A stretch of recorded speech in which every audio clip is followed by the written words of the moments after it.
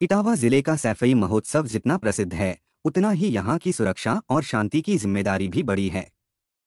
लेकिन हाल ही में medical college की छात्रा की खून से लथपथ लाश मिलने की खबर ने पूरे इलाके को हिलाकर रख दिया। 15 मार्च 2024 को हुई इस दिल दहला देने वाली घटना के बाद कॉलेज में अफरा तफरी मच गई। सैकड़ों छात्र आक्रोशित होकर न्याय की मांग में धरना प्रदर्शन पर बैठ गए और उन्होंने आरोपी के खिलाफ कड़ी कार्रवाई की पुकार लगाई। वहीं छात्रा के माता पिता बुरी तरह टूट चुके थे, रो रो कर बेहाल थे। पुलिस भी इस हत्या की गुत्थी सुलझाने में जुटी थी, लेकिन सामने बड़ी पेचीदगियां थी कि आखिर कौन है इस नृशंस हत्या का जिम्मेदार। उसने छात्रा की हत्या क्यों किया? और सबसे अहम बात, छात्रा ओपीडी से आने के बाद अपनी क्लास लेने नहीं गई और उसने अपना मोबाइल भी सहेली को दे दिया था। सवाल ये है कि छात्रा ने ऐसा क्यों किया? फिर यह भी कि दिन में 2 बजे के बाद वह कहाँ गई और हत्यारे तक वह या हत्यारा उस तक कैसे पहुंचा? छात्रा का अगर अपहरण किया गया तो कहां से उसे उठाया गया? उसकी हत्या कब की गई? क्योंकि जिस जगह से लाश मिली है वहां पुलिस को खून के धब्बे नहीं मिले हैं। तो क्या था पूरा मामला? क्या यह हत्या सुनियोजित थी या कोई और माजरा? तो चलिए जानते हैं इस हैरान कर देने वाले हत्याकांड की पूरी कहानी इस वीडियो में। नमस्कार मेरे प्यारे भाइयों और बहनों, मैं विवेक कुमार। क्राइम की कहानी के नए एपिसोड में आप सभी लोगों का हार्दिक स्वागत है। कहानी में आगे बढ़ने से पहले कृपया क्राइम की कहानी चैनल को सब्सक्राइब कर बेल आइकन जरूर दबा लें ताकि मेरे हर वीडियो का नोटिफिकेशन आपको मिलता रहे। तो चलिए आज की कहानी शुरू करते हैं। जिंदगी में कुछ बातों को नज़रअंदाज करना हमेशा सही नहीं होता, क्योंकि कभी कभी ये छोटी छोटी अनदेखी बड़ी मुसीबतों का कारण बन जाती है। जिंदगी में ऐसे मोड़ आते हैं जहां से लौट पाना किसी के लिए भी बेहद मुश्किल हो जाता है। 20 साल की लड़की प्रिया मिश्रा के साथ जो कुछ हुआ उसने हर किसी को गहराई से सोचने पर मजबूर कर दिया। प्रिया मिश्रा की कहानी सिर्फ एक व्यक्तिगत त्रासदी नहीं, बल्कि हमारे समाज के लिए एक सशक्त सबक है। यह कहानी उन लड़कियों के लिए भी एक चेतावनी है जो रोजमर्रा की जिंदगी में आने वाली अनगिनत बाधाओं और संकेतों को अनदेखा कर देती हैं। इस कहानी के 2 अहम किरदार हैं। पहली 20 साल की प्रिया मिश्रा जो सैफई मेडिकल कॉलेज में एएनएम की छात्रा थी, और दूसरा महेंद्र बाथम जो प्रिया मिश्रा का पड़ोसी और एक टैक्सी ड्राइवर था। प्रिया मिश्रा यूपी के औरैया जिले के कुदरकोट क्षेत्र के होली मोहल्ला की रहने वाली अपने परिवार की इकलौती बेटी थी। उसके पिता अनिल मिश्रा, 2 भाई और मां शोभा मिश्रा इस खुशहाल परिवार का हिस्सा थे।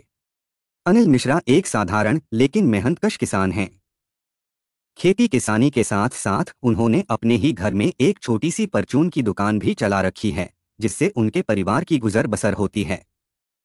उनकी पत्नी शोभा मिश्रा आंगनबाड़ी सहायिका के रूप में सेवा दे रही हैं। 3 बच्चों वाले इस परिवार में जीवन की सीधी सादी रफ्तार थी। 2 बेटे शुभ और गोलू और एक होनहार बेटी प्रिया। प्रिया का एक भाई उससे बड़ा है और एक छोटा। 20 वर्षीय प्रिया मिश्रा इटावा जिले के प्रतिष्ठित सैफई मेडिकल कॉलेज में एएनएम प्रथम वर्ष की छात्रा थी।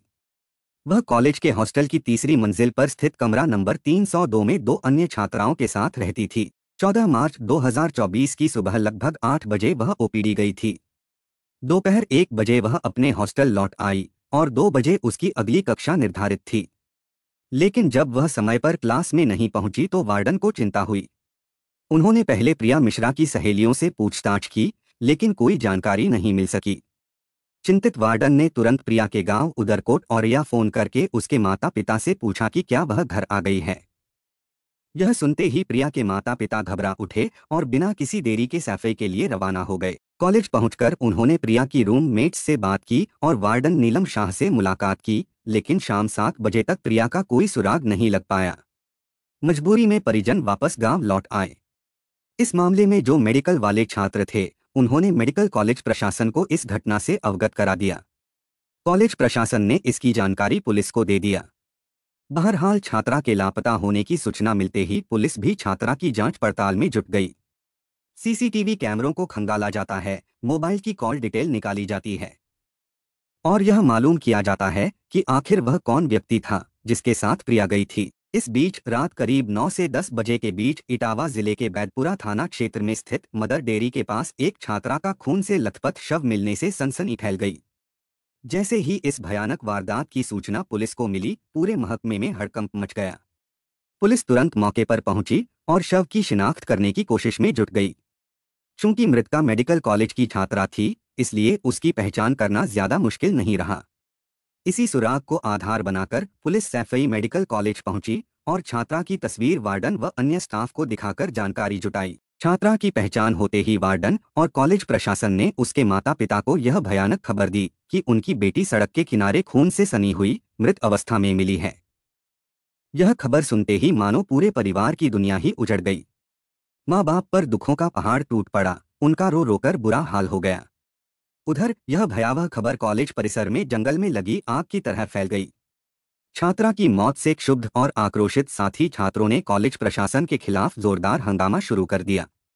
परिसर में नारेबाजी तेज हो गई और छात्र प्रशासन से तत्काल न्याय की मांग करने लगे। हालात बिगड़ते देख पुलिस को मोर्चा संभालना पड़ा। घंटों तक समझाने बुझाने के बाद पुलिस ने छात्रों को भरोसा दिलाया कि मामले की गहराई से जांच की जाएगी और दोषियों को जल्द गिरफ्तार किया जाएगा। तब कहीं जाकर छात्रों का गुस्सा थोड़ा शांत हुआ और वे अपने अपने कमरों में लौटे।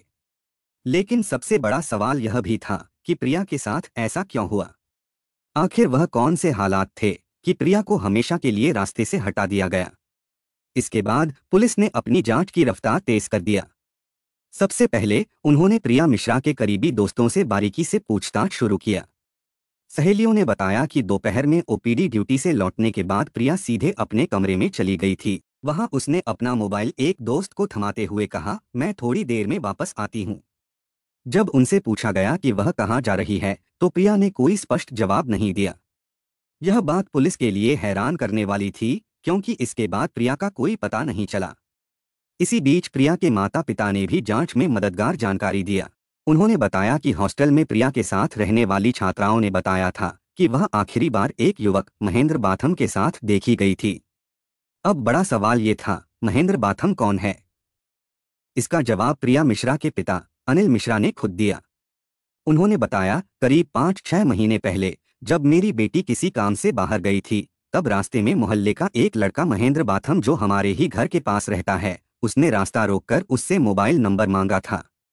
हमारी बेटी ने साफ इनकार कर दिया और घर आकर सारी बात हमें बताई। अनिल मिश्रा बताते हैं कि उस पहली घटना के बाद जब महेंद्र ने रास्ता रोककर नंबर मांगा था, प्रिया काफी घबराई हुई घर आई थी। उसने कहा था, पापा यह लड़का मुझे परेशान कर रहा है। लेकिन उस समय अनिल मिश्रा ने मामले को ज्यादा तूल नहीं दिया। मोहल्ले के कुछ लोगों ने सलाह दी थी कि पुलिस में शिकायत करनी चाहिए, परंतु उन्होंने सोचा कि समाज में उल्टी बातें होंगी, लोग यही कहेंगे कि शायद गलती लड़की की ही रही होगी। इस सामाजिक भय के चलते उन्होंने अपनी बेटी को केवल समझाया, बेटा उससे दूरी बनाकर रखो, ज्यादा बाहर मत जाया करो। हालांकि समय समय पर महेंद्र बाथम ने प्रिया को फिर छेड़ने और परेशान करने की कोशिश किया, लेकिन हर बार पिता ने ही उसे शांत रहने की सलाह दी, बेटा गलत लोगों से उलझने से कोई फायदा नहीं, बस नजरअंदाज करो। इसी बीच प्रिया का चयन सैफई मेडिकल कॉलेज में हो गया। घर वालों को लगा कि अब शायद वह इन सब चीजों से दूर हो जाएगी और एक नई सुरक्षित शुरुआत कर सकेगी। लेकिन अफसोस, यह कहानी यहीं खत्म नहीं हुई। जब पुलिस ने गहराई से जांच शुरू की तो यह खुलासा हुआ कि महेंद्र बाथम केवल एक पड़ोसी नहीं था, वह पिछले 4 साल से लगातार प्रिया का पीछा कर रहा था। वह जबरन दोस्ती या कथित रूप से प्यार थोपने की कोशिश कर रहा था। जब प्रिया के पिता अनिल मिश्रा से पूछा गया कि आपको कैसे पता चला कि प्रिया महेंद्र बाथम के साथ गई थी, तो वे बताते हैं, जब रात के करीब 2:30-3 बजे हमारे पास कॉल आया कि ऐसा ऐसा कुछ मैटर हो गया। जब हम सैफई पहुंचे तो सबसे पहले हमारी मुलाकात प्रिया के साथ रहने वाली दोनों सहेलियों से हुई। वे खुद भी स्तब्ध और डरी हुई थीं। उन्होंने बताया कि जब प्रिया कमरे से निकली थी तो उसने ज्यादा कुछ नहीं कहा था, बस इतना कहा था कि वह महेंद्र बाथम के साथ जा रही है। यह जानकारी हमने तुरंत पुलिस को दे दी ताकि जांच सही दिशा में आगे बढ़ सके। प्रिया की मां शोभा मिश्रा ने गहरी पीड़ा के साथ बताया, महेंद्र बाथम हमारे ही मोहल्ले का रहने वाला है और सबसे बड़ी बात यह है कि वह शादीशुदा है और उसके एक बेटा भी है। पिछले 3-4 सालों से वह मेरी बेटी के पीछे पड़ा था, लगातार तंग कर रहा था। उन्होंने आगे बताया कि उन्होंने इस विषय में कई बार महेंद्र के पिता, भाई और परिवार के अन्य सदस्यों से शिकायत की थी, लेकिन किसी ने हमारी बात को गंभीरता से नहीं लिया। सबने टाल दिया, जैसे कुछ हुआ ही ना हो। प्रिया की मां ने यह भी स्वीकार किया, हमने भी एक समय सोचा था कि शायद लड़का अभी नासमझ है, समय के साथ सुधर जाएगा। फिर जब हमारी बेटी का सैफई मेडिकल कॉलेज में एडमिशन हुआ और वह हॉस्टल में रहने चली गई तो हमें तसल्ली हुई कि अब उस लड़के से पीछा छूट गया। लेकिन हकीकत इससे कहीं ज्यादा डरावनी निकली। हॉस्टल में रहने वाले अन्य छात्रों ने चौंकाने वाला खुलासा किया कि महेंद्र बाथम सैफई तक उसका पीछा करता हुआ आया था। और यह कोई एक दो बार की बात नहीं थी। छात्रों ने बताया कि वे उसे कई बार हॉस्टल के आसपास चुपचाप घूमते, ताक झांक करते और निगाहें गड़ाए खड़े हुए देख चुके थे। कुछ छात्र छात्राएं तो इतने डर गए थे कि उन्होंने आपस में चर्चा तक शुरू कर दी थी। लेकिन कोई यह नहीं जानता था कि ये बातें एक दिन इतनी भयानक और दुखद घटना में बदल जाएंगी। प्रिया की मां ने बिखरते हुए कहा, महेंद्र लगातार मेरी बेटी को फोन करता था, बार बार उससे बात करने की जिद करता था, उसे परेशान करता रहता था। उन्होंने बताया कि हॉस्टल के कुछ छात्रों ने उन्हें यह भी बताया था कि घटना वाली रात करीब 10 से 11 बजे के बीच महेंद्र ही उसे कहीं लेकर गया था। जब छात्रों से पूछताछ हुई तो उन्होंने बताया कि प्रिया को आखिरी बार महेंद्र बाथम के साथ देखा गया था और दोनों के बीच फोन पर बातचीत लगातार होती रहती थी। लेकिन प्रिया की मां का कहना साफ था, महेंद्र शादीशुदा है। हमारी बेटी का उससे कोई संबंध नहीं था। ना वह उससे बात करना चाहती थी, ना ही उसे मिलना पसंद था। उन्होंने यह भी बताया कि उन्होंने कई बार महेंद्र के परिवार से, खास तौर पर उसके बड़े भाई अरविंद से शिकायत की थी। इतना ही नहीं, प्रिया ने खुद भी अरविंद को फोन कर कहा था, भैया महेंद्र को मना करिए, वो मुझे बार बार फोन करता है, मैं बहुत परेशान हूँ। अगर उसने फिर फोन किया तो अंजाम बुरा होगा। माता पिता के अनुसार उनकी बेटी ने शुरू से ही महेंद्र के किसी भी नजदीकी प्रयास का पुरजोर विरोध किया, लेकिन महेंद्र ने उसकी ना को कभी स्वीकार नहीं किया। उसने लगातार उसे डराया, पीछा किया और मानसिक रूप से परेशान किया। प्रिया की मां शोभा मिश्रा ने महेंद्र के खिलाफ, उसके भाई अरविंद व उसके चाचा राम प्रकाश के खिलाफ एक मुकदमा दर्ज करा दिया। इसके बाद पुलिस खोजबीन में जुट जाती है और ओरिया व इटावा पुलिस का यह जॉइंट ऑपरेशन होता है। उनकी सर्विलांस टीमें, एसओजी टीमें लगातार इस बात की कोशिशें वो जुट जाती हैं कि किसी भी तरह आरोपियों को जल्द से जल्द पकड़ा जाए। और होता यह है कि एक मुठभेड़ के बाद महेंद्र को पकड़ लिया जाता है। पुलिस ने जब प्रिया के माता पिता की शिकायत और छात्रों के बयानों के आधार पर महेंद्र बाथम को गिरफ्तार किया और सख्ती से पूछताछ की तो जो खुलासा हुआ वह सुनकर रूह कांप उठे। पूछताछ में आरोपी ने बताया कि करीब 4 साल से प्रिया के साथ उसके प्रेम संबंध थे। लगभग 1 माह से प्रिया ने उससे बात करना कम कर दिया था। उसके कॉलेज के एक दोस्त के संपर्क में आने की जानकारी मिली तो उसे कई बार कॉलेज के दोस्त से बात करने से मना किया, लेकिन प्रिया नहीं मानी। पुलिस के मुताबिक घटना वाले दिन महेंद्र एक इको गाड़ी लेकर आया था। उसने किसी बहाने से प्रिया को उसमें बैठाया और एक सुनसान स्थान पर ले गया। महेंद्र ने बताया कि वह 14 मार्च 2024 को भी उससे मिलकर यही समझाने के लिए गया था। 15 मार्च 2024 सुबह करीब 11 बजे वह उसे कार में बैठाकर निकला तो दूसरे युवक से बात करने को लेकर कहासुनी शुरू हो गई। गुस्से में उसने प्रिया को थप्पड़ मार दिया। इस पर उसने भी थप्पड़ मारा। आक्रोश में उसने कार के डैशबोर्ड में रखा पेचकस उसकी गर्दन में घोंप दिया। प्रिया कार में लगभग 25 मिनट तक तड़पती रही और फिर करीब 12 बजे उसने दम तोड़ दिया। हत्या के बाद करीब 7 घंटे तक शव को कार में लेकर घूमता रहा और फिर वैदपुरा क्षेत्र के सोनई गांव के पास सड़क किनारे शव फेंककर छिबरामऊ भाग गया था। महेंद्र ने शव को एक अलग जगह ले जाकर फेंक दिया ताकि उसकी क्रूरता और कायरता पर पर्दा डाला जा सके। अब सबसे बड़ा सवाल यही है, आखिर यह हत्या क्यों की गई? पुलिस की जांच में जो सबसे चौंकाने वाली और अहम वजह सामने आई वह थी महेंद्र बाथम का एक तरफा, पागलपन की हद तक पहुंच चुका जुनून। वह खुद को प्रिया मिश्रा से बेइंतहा मोहब्बत करने वाला बताता था, लेकिन सच तो यह था कि उसका प्यार नहीं बल्कि प्रिया पर कब्जा जमाने की खतरनाक चाहत थी। महेंद्र को हर वक्त यह वहम सताता था कि प्रिया किसी और से बात करती है, शायद किसी और से उसका रिश्ता हो चुका है। जब उसने इस बारे में प्रिया से सवाल किए तो प्रिया ने उसे साफ 2 टूक शब्दों में ठुकरा दिया, जैसे महेंद्र की मौजूदगी उसके जीवन में कभी रही ही ना हो। प्रिया उसे छोड़ देना चाहती थी। वह यह बात अपने परिवार से भी कहती थी, लेकिन महेंद्र उसकी ना को स्वीकार करने को तैयार नहीं था। वह लगातार उसका पीछा करता, उसे कॉल करता, मैसेज करता, उसका चैन छीन रहा था। प्रिया बार बार उससे गुजारिश करती, मुझे मेरी पढ़ाई करने दो, मेरी जिंदगी जीने दो, इस तरह मेरा पीछा मत करो। लेकिन महेंद्र ने जैसे ठान लिया था कि वह उसकी बात नहीं मानेगा। प्रिया समझ ही नहीं पा रही थी कि ऐसे शख्स से कैसे निपटे, कैसे उससे हमेशा के लिए छुटकारा पाए। महेंद्र के मन में यह बैठ गया था कि प्रिया उसे तवज्जो नहीं देती है और उसका झुकाव किसी और की तरफ है। महेंद्र बार बार उसको फोन किया करता था। महेंद्र यह चाहता था कि प्रिया की जिंदगी में अगर कोई हो तो वह सिर्फ महेंद्र हो, ना कोई और दोस्त, ना किसी और से बातचीत। उसे यह बात नागवार गुजरती थी कि प्रिया किसी भी लड़के से बात करे। यह सब बातें उसके दिमाग में जहर की तरह भर चुकी थीं और यही जुनून उसे एक बार फिर ओरैया से सैफई खींच लाता था। महेंद्र लगातार प्रिया को फोन करता। इस बार प्रिया पूरी तरह परेशान और थक चुकी थी।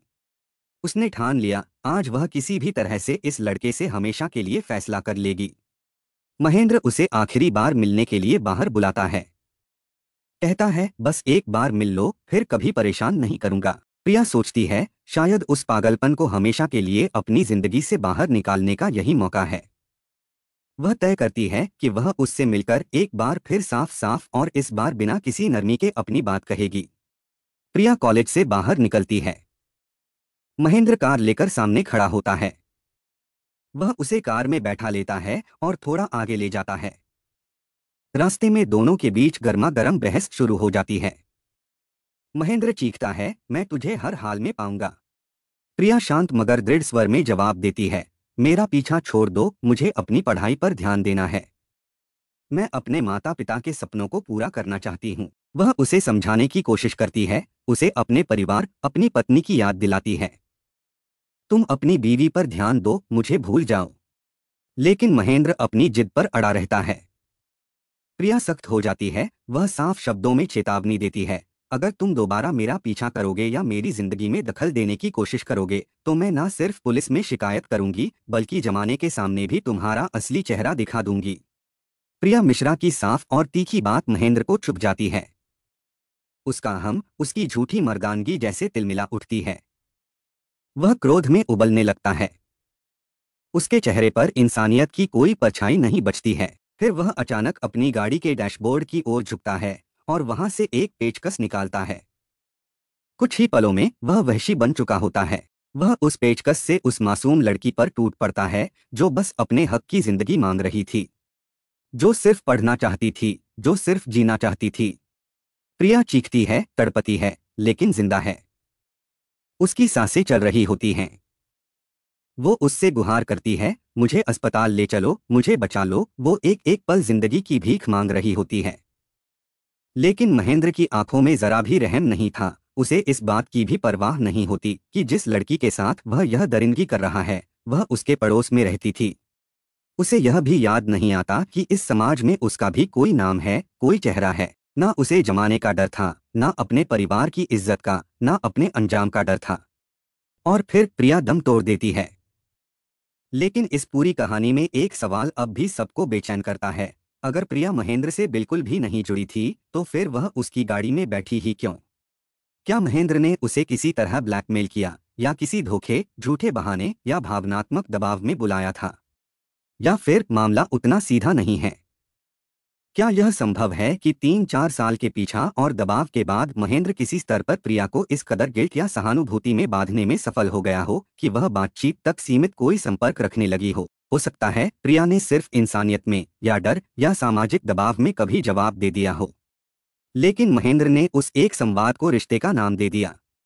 यही एक तरफा लगाव, यही भ्रम और यही जहरीली सोच एक बार फिर साबित करती है कि जब ना को हाँ समझने की जिद हो जाए तो उसका अंत केवल त्रासदी होता है।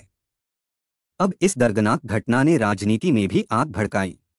कन्नौज, इटावा और सैफी को समाज में सपा का गढ़ माना जाता है और इस मामले ने राजनीतिक दलों के बीच तीव्र विवाद को जन्म दे दिया है।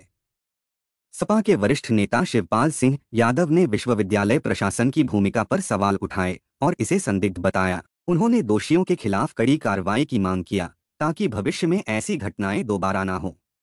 वहीं सपा के पूर्व मुख्यमंत्री अखिलेश यादव ने सोशल मीडिया पर लिखा, सैफई विश्वविद्यालय में छात्रा की मौत अत्यंत गंभीर विषय है। यह भाजपा सरकार की अपराधों के प्रति जीरो टॉलरेंस नीति की विफलता का दुखद उदाहरण है। इस मामले की न्यायपूर्ण जांच हो ताकि पीएचई और सैफई विश्वविद्यालय जैसी घटनाओं में लिप्त लोगों का सच सामने आ सके और सरकार चाहकर भी उन्हें बचा ना सके। राजनीति में आरोप प्रत्यारोप तेजी से हो रहे थे। भाजपा सरकार पर अपराध मामलों में ढिलाई बरतने का आरोप लग रहा था वहीं विपक्ष प्रशासन की चुप्पी और लापरवाही को उजागर करने की कोशिश कर रहा था। हालांकि कुछ का कहना था कि यदि माता पिता को शुरू में ही यह संदेह होता कि उनकी बेटी पर किसी का दबाव है या उसे खतरा है, तो उन्हें तत्काल पुलिस में शिकायत दर्ज करानी चाहिए थी। इससे समय रहते कार्रवाई संभव हो सकती थी। परिवार ने पुलिस में शिकायत दर्ज नहीं कराई। उन्हें डर था कि हमारी बेटी को लोग ताना मारेंगे। शायद यही उनकी सबसे बड़ी भूल साबित हुई।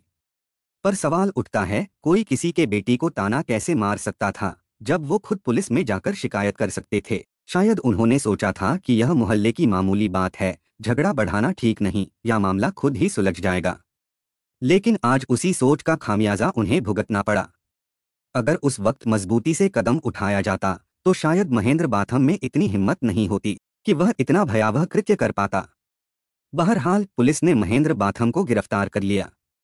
उस गाड़ी को भी जब्त कर लिया गया जिसमें यह हत्या हुई बताई जा रही थी। पुलिस ने साजिश में शामिल आरोपी के चाचा को भी पकड़ लिया, जबकि मुख्य आरोपी का भाई अरविंद कहानी लिखे जाने तक फरार था। और पुलिस मामले की गहन जांच कर रही थी ताकि हर अस्पष्ट सवाल का जवाब मिल सके। साथ ही यह भी बता दें कि फॉरेंसिक टीम ने इस मामले में हर पहलू की बारीकी से जांच किया। घटनास्थल के एक एक बिंदु का वैज्ञानिक ढंग से निरीक्षण और परीक्षण किया गया और सभी साक्ष्यों को सावधानीपूर्वक एकत्र किया गया। इस मामले को फास्ट ट्रैक कोर्ट में ले जाया गया है ताकि न्याय में कोई देर ना हो। इटावा पुलिस ने आरोपियों पर कड़ी कार्रवाई करते हुए एनएसए राष्ट्रीय सुरक्षा कानून जैसी सख्त धाराओं को भी अमल में लाना शुरू कर दिया गया है। प्रिया के साथ हुई इस दिल दहला देने वाली वारदात ने पूरे समाज को झकझोर कर रख दिया है। लोग हैरान हैं कि एक ऐसा इंसान जो प्रिया के ही पड़ोस में रहता था, उसने इतना भयानक कदम कैसे उठाया। महेंद्र की लगातार बढ़ती हरकतों ने प्रिया और उसके परिवार को जो दुख दिया, उसकी भरपाई कोई नहीं कर सकता है। लेकिन समाज आज एकजुट होकर एक ही बात कह रहा है, महेंद्र जैसे दरिंदे को ऐसी सजा मिलनी चाहिए जो आने वाली पीढ़ियों के लिए सबक बन जाए। प्रिया के साथ पढ़ने वाली छात्राएं, उसके माता पिता और आसपास के लोग सभी एक ही स्वर में बस न्याय की मांग कर रहे हैं। यह न्याय सिर्फ एक लड़की के लिए नहीं, यह एक चेतावनी होनी चाहिए हर उस इंसान के लिए जो प्यार के नाम पर जुनून को हिंसा में बदल देता है। महेंद्र का परिवार भी अब उजड़ चुका है। प्रिया के मुकदमे में महेंद्र के 2 और परिजन भी नामजद हैं, जबकि बाकी घर छोड़कर फरार हो चुके हैं। और शायद इस पूरे हादसे का सबसे कड़वा सच यह भी है कि अगर प्रिया ने समय रहते महेंद्र के खिलाफ कोई सख्त कदम उठा लिया होता, अगर उसने उसे कानून के हवाले कर दिया होता, तो शायद आज वो अपने परिवार के बीच जिंदा होती। प्रिया के माता पिता का बुरा हाल है। वे सपने सजोए थे कि उनकी बेटी गांव की मिट्टी से जुड़ी रहेगी, कुछ बड़ा करेगी, नाम रोशन करेगी, लेकिन यह सब कुछ खून में डूब गया। और एक सन की नालायक की वजह से सारी उम्मीदें, उनके सारे सपने और उनका पूरा संसार बिखर गया। प्यार के चक्कर में कितने लोग बेकाबू हो जाते हैं। जबरदस्ती किसी से प्यार नहीं कराया जा सकता, और जब तक कोई तुम्हारे साथ है ठीक है, लेकिन अगर कोई अलग होना चाहता है तो उसे अलग हो जाने दो। लेकिन अब जो पीछे पड़ा, उसकी वजह से एक मासूम की जिंदगी नरक बन गई। अब महेंद्र बाथम पर एनएसए यानी राष्ट्रीय सुरक्षा अधिनियम के तहत कार्रवाई होगी। एनएसए के तहत कार्रवाई का मतलब है कि सिर्फ वह जेल में सजा नहीं काटेगा, बल्कि उसके घर पर भी बुलडोजर चलने की संभावना है। महेंद्र बाथम ने जो अपराध किया, उसकी सजा उसे जेल में भुगतनी होगी, लेकिन इसके साथ ही उसके परिवार को भी इसका खामियाजा भुगतना पड़ेगा। मोहल्ले में रहना उनके लिए मुश्किल हो जाएगा, उनका पूरा जीवन ही बर्बाद हो चुका होगा। जहां बेटी की मौत का गम माता पिता और भाई बहनों को है, वहीं इस नालायक की वजह से पूरा परिवार तबाह हो जाएगा। और शायद सच यही है कि अगर उस वक्त उनके घर वालों को पता होता कि उनका बेटा शादीशुदा होते हुए भी हमारी बेटी के पीछे पड़ा है, तो शायद उन्होंने सही समय पर उसे समझाना चाहिए था, मारकर, पीटकर या किसी भी तरह से, लेकिन उन्होंने नहीं समझाया। इस केस में जिसने भी हत्या की है, उसे सजा मिलना बेहद आवश्यक है, क्योंकि जान लेना कोई मामूली बात नहीं है, बल्कि कानून की नज़र में यह सबसे गंभीर अपराधों में से एक है। जो भी दोषी होगा, उसे अपने किए की कीमत चुकानी होगी।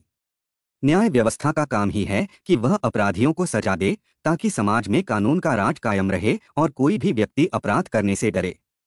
लेकिन इसके साथ ही परिवारों की भूमिका भी बहुत महत्वपूर्ण होती है। अक्सर हम देखते हैं कि जब बेटा या बेटी के बीच कोई समस्या होती है, तो परिवार इसे गंभीरता से लेने के बजाय नज़रअंदाज कर देता है। इस मामले में भी ऐसा हुआ। परिवार ने शिकायत दर्ज नहीं करवाई। शायद इसलिए कि उन्हें लगा कि यह केवल एक मामूली झगड़ा है या मोहल्ले की बात है। पर यही अनदेखी अंत में एक बहुत बड़े और दर्दनाक हादसे का कारण बन गई। परिवारों को इससे एक जरूरी सबक लेना चाहिए कि वे अपने बच्चों की समस्याओं को नजरअंदाज न करें। बच्चों को समझदारी से सुनें, समय पर उन्हें सही मार्गदर्शन दें और उनकी सुरक्षा को सर्वोपरि समझें। आज की कहानी बस यही तक। अब बारी कमेंट पढ़ने की है। ममता सिंह मैम ने कमेंट किया है, प्रिया को दूसरा मौका नहीं देना चाहिए था इस हैवान को। मैम आपके सपोर्ट और प्यार के लिए दिल से धन्यवाद। मीरा राय मैम ने कमेंट किया है, मैम आपके सपोर्ट और प्यार के लिए दिल से धन्यवाद। श्रेया वसानी जी ने कमेंट किया है, good afternoon sir. Good afternoon Shreya ji, आपके सपोर्ट और प्यार के लिए दिल से धन्यवाद। संजना मुखर्जी मैम ने कमेंट किया है, आज के यंगस्टर्स पर भरोसा नहीं किया जा सकता है। ये कब क्या डिसीजन लेंगे, क्या करेंगे, एवरीथिंग इज अनप्रेडिक्टेबल। मैम आपके सपोर्ट और प्यार के लिए दिल से धन्यवाद। रीता छेत्री मैम ने कमेंट किया है, अपने स्वार्थ के लिए क्या बाप क्या पति, ऐसे फैमिली होने से बिना फैमिली के ही अच्छी है। मैम आपके सपोर्ट और प्यार के लिए दिल से धन्यवाद। माला कुमारी राय जी ने कमेंट किया है, कैसी पत्नी और कैसा बेटा है, लानत है ऐसी औलाद और ऐसी पत्नी पर। मैम आपके सपोर्ट और प्यार के लिए दिल से धन्यवाद। सुषमा शाह जी ने कमेंट किया है, इतना गंदा और घिनौना परिवार। मैम आपके सपोर्ट और प्यार के लिए दिल से धन्यवाद। रोशनी मेहरा जी ने कमेंट किया है, हेलो विवेक भाई, good afternoon. Sister good afternoon, आपके सपोर्ट और प्यार के लिए दिल से धन्यवाद। जमुना अटलूरी जी ने कमेंट किया है, औरत एक की होकर क्यों नहीं रहती, नाजायज रिश्ता रखकर बेमौत मारी जाती है। सर आपके सपोर्ट और प्यार के लिए दिल से धन्यवाद। लोकेन राय जी ने कमेंट किया है, नमस्कार विवेक जी। नमस्ते मैम, आपके सपोर्ट और प्यार के लिए दिल से धन्यवाद। दीपा सिंह जी ने कमेंट किया है, मैम आपके सपोर्ट और प्यार के लिए दिल से धन्यवाद। यास्मीन जैनब जी ने कमेंट किया है, सच कहते हैं लालच बुरी बला है। यास्मीन फ्रॉम यूएसए, मैम आपके सपोर्ट और प्यार के लिए दिल से धन्यवाद। कल्पना लिंबू जी ने कमेंट किया है, मैम आपके सपोर्ट और प्यार के लिए दिल से धन्यवाद। धर्मेंद्र दहिया जी ने कमेंट किया है, good afternoon sir. Sad story. Sir good afternoon, आपके सपोर्ट और प्यार के लिए दिल से धन्यवाद। अनुज कुमार जी ने कमेंट किया है, सर आपके सपोर्ट और प्यार के लिए दिल से धन्यवाद। करिश्मा मौर्य जी ने कमेंट किया है, मैम आपके सपोर्ट और प्यार के लिए दिल से धन्यवाद। जसमीत कौर जी ने कमेंट किया है, हाय सर, आपकी कहानी सुनने की इतनी आदत हो गई है कि मेरे किचन में हमेशा क्राइम की कहानी ही चलता रहता है। हेलो मैम नमस्ते, आपके सपोर्ट और प्यार के लिए दिल से धन्यवाद। आकांक्षा सक्सेना ने कमेंट किया है, मैं डेली आपकी स्टोरीज सुनती हूँ। मैम आपके सपोर्ट और प्यार के लिए दिल से धन्यवाद। सनी भंडारी जी ने कमेंट किया है, गुड आफ्टरनून भाई। सर गुड आफ्टरनून, आपके सपोर्ट और प्यार के लिए दिल से धन्यवाद। मनोज प्रभाकर जी ने कमेंट किया है, सर आपके सपोर्ट और प्यार के लिए दिल से धन्यवाद। जहीर डॉन जी ने कमेंट किया है, दहेज के भूखे भिखारी लोगों को लात मार कर जिंदगी से बाहर कर देना ही अच्छा है। नेहा को अपना ससुराल फौरन छोड़ देना चाहिए था। नेहा के घर वाले साथ नहीं देते तो कोई बात नहीं। दुनिया में कई लोग अकेले रहकर भी अच्छी जिंदगी गुजार लेते हैं। बिल्कुल सर, आपकी बात से सहमत हूं। सर आपके सपोर्ट और प्यार के लिए दिल से धन्यवाद। निर्मला अरबल जी ने कमेंट किया है, हेलो सर। हेलो मैम, आपके सपोर्ट और प्यार के लिए दिल से धन्यवाद। ऋषि एंड विष्णु जी ने कमेंट किया है, ऐसा घटिया इंसान आर्मी मैन हो कैसे सकता था, निहायत ही घटिया और बेशर्म, सबसे ज्यादा गिरा हुआ इंसान। आपके सपोर्ट और प्यार के लिए दिल से धन्यवाद। गेम किंग नाम के आईडी से कमेंट आया है, she died by disease after 1 year of case. आपके सपोर्ट और प्यार के लिए दिल से धन्यवाद। प्रतिमा मिश्रा जी ने कमेंट किया है, देख लो सोशल मीडिया कैसे घरों में आग लगा रहा है। मैम आपके सपोर्ट और प्यार के लिए दिल से धन्यवाद। पम्मी संघा जी ने कमेंट किया है, वो अमृतधारी थे, उसके लिए अमृतधारी बॉय से शादी करनी चाहिए था। पम्मी जी आपके सपोर्ट और प्यार के लिए दिल से धन्यवाद। क्वर्टीवायोपा नाम के आईडी से कमेंट आया है, the culprit should have been apprehended before the incident. Just shows the indifference of rural way to solve problems. This is not Ram Rajya. Please do post the outcome of this story. Good to know the culprit family we be punished. Must have been rich and an inky son. Old story of India. आपके support और प्यार के लिए दिल से धन्यवाद। रचना गोखले जी ने comment किया है, कोई भी गुनाह टिकते नहीं, ऊपर आ ही जाता है। मैम, आपके सपोर्ट और प्यार के लिए दिल से धन्यवाद। मेरे कुछ भाई और बहन ऐसे भी हैं जो डेली के लिसनर है, हर वीडियो को देखते हैं और कमेंट करते हैं, जैसे रेखा सोकल जी, सरिता राय जी, सिमरन सावी जी, सोनल करेलिया जी, राहुल जयकर जी, विनोद राजपूत जी, श्याम बहादुर गुप्ता जी, गणेश सौद जी, कंचन पटेल मैम और सभी भाई बहनों को शुक्रिया जो मेरे वीडियो को लाइक, शेयर और कमेंट करते हैं। आप लोग ऐसे ही अपना प्यार बनाए रखिए। मैं आप लोगों के लिए रोज नए वीडियो लाता रहूंगा। कहानी को लास्ट तक सुनने के लिए आपका धन्यवाद।